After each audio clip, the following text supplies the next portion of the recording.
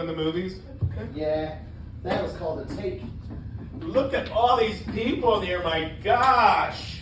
Woo! Packed house for a Wednesday night. Oh, I dropped my notes now, I don't know where I am. But anyway, we got 5 minutes to 4 people. I don't know any of you except for this one here.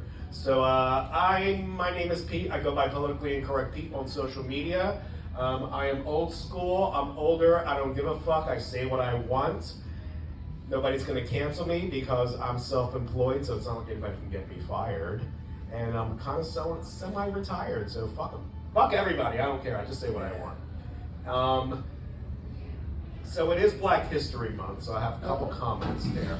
I grew up in the hood, dirt fucking poor, right down the street from the old MLK projects, South 13th Street. Now it's all gentrified with $700,000 new fucking construction townhouses.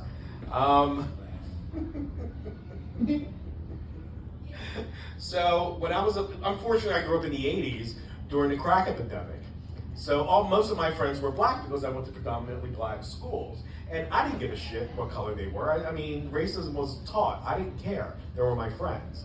So we would hang out. And has anyone ever heard of a crackhead throwing contest? Yeah.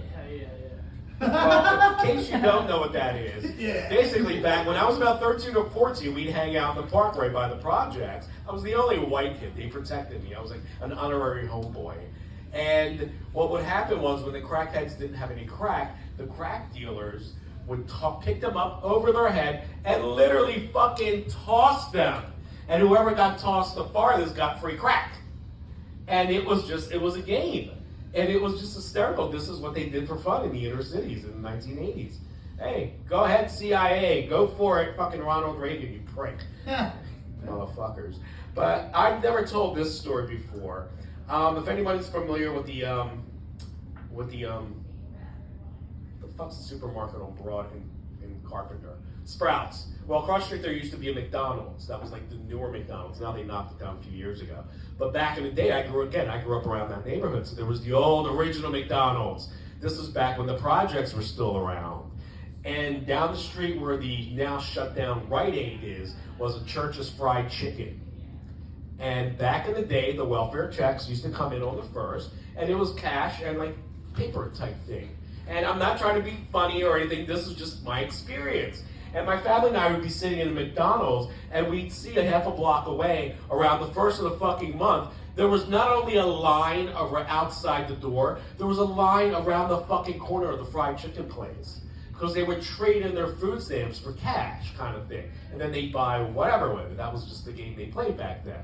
So, and to see this was fucking hysterical. And again, not being an asshole or anything, but on the corner were the crackheads selling fucking watermelons to the people leaving outside with fucking fried chicken. I knew that wasn't going to be funny in this room, but again, a life experience that I grew up with. Hey, what are you going to do?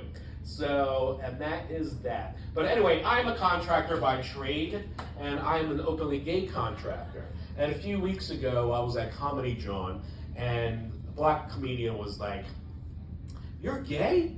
I'm like, "Yeah, man." It's like, I was like, "Oh, I would have never guessed that with you." I was like, "Well, some of us are big queens. Some of us, play with power tools." He's like, "Well, what do you mean?" I was like, "Well, I'm a contractor. I'm an openly gay contractor. I've been self-employed for over 20 years, blah, blah, blah, blah." He was like, "A contract, I would have never gotten that." And I'm like, "Yeah, man, I can fucking build you a house in freaking steel tip high heel shoes." And it's like all my power tools have bedazzlers on them with rhinestones and fake diamonds, and my tool belt I shake with it, has tassels on it. It's great. And I do a lot of high-end painting, and one of the running jokes in the on my job is I don't use tape. I've never used tape. I can paint a straight line.